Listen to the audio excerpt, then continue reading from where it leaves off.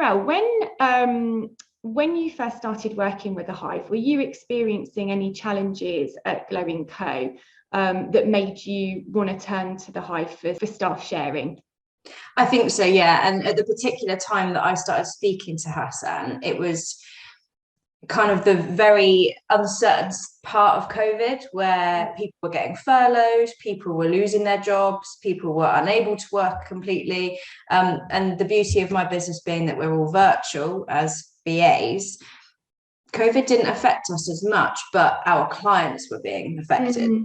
There was new ways of working being introduced and everyone was a little bit unsure. I think there was maybe some hesitation as well to like commit to stuff. So for me, what was amazing about the Hive was that there was a line of communication between my business and my BAs that were available and wanting to actively help and support people virtually, and then businesses that were a little bit like, we don't know what to do, like we've lost our staff or we've had to close the office and work from home, and it's like, well, here's a solution. But obviously it's very difficult to find those companies just through LinkedIn or through word of mouth, because you don't always have the connections you want with the right people that need your help. So the Hive allowed the businesses that needed to either share staff or have some form of freelance or flexible support.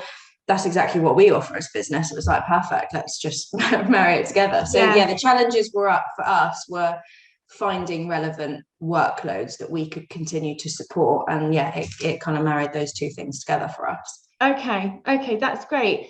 Can you tell me a little bit more about the actual projects that you've worked on, because you've been in a position where you've actually loaned several of your team, haven't you, through the Hive? It's been a mix. I think, like I said, it started off as one thing, and then I think as the relationship grew with the client that I was introduced to through the Hive, it then developed into so much more, which often actually happens. I think once you've got your established relationship, you've learned a little bit about the business and what it is they need, you can then add more. So I myself supported one directly, but since then I've had probably 3 separate staff members with different skill sets go into different departments within the same company. And we're probably entering, it'll be nearly our 3rd year of working together now. Based on your experience of staff sharing through the Hive, would you recommend other businesses consider staff sharing when they're under-resourced, for example, over definitely. more traditional recruitment methods? Yeah. So like,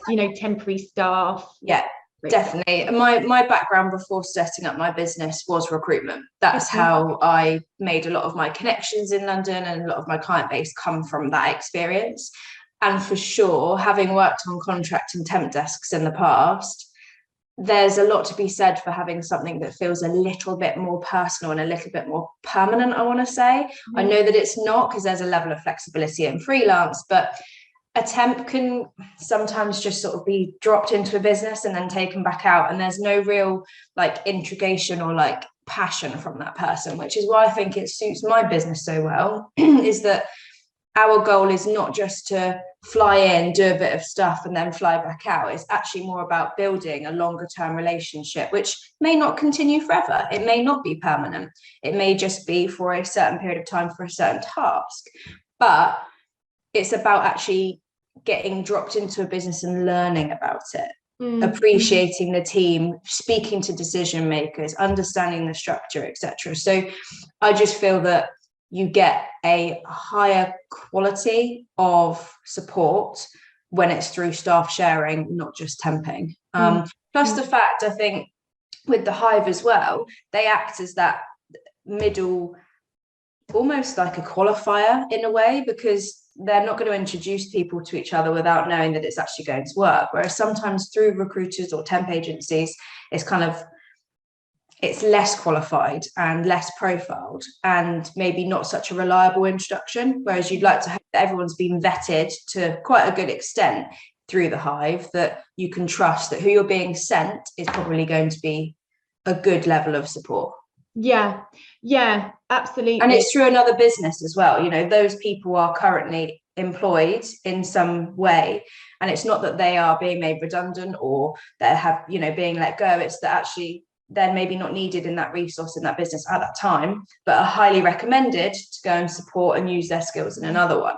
And I think that's different to temping and better, for sure. Thank you. And I guess on the flip side to that question, where we've talked about we've talked about businesses being under-resourced, would you recommend businesses consider staff sharing when they're over-resourced? Absolutely. If you've got someone that you feel could benefit somewhere else and you can see that their skills could be utilized, but you don't necessarily have a workload enough for them, why not share? Why not say, like, here's this person, they could benefit your business? So yeah, for sure. I think it's about under-resourced and over-resourced as well, just as much. Finally, where can people find out more about GlowingCo?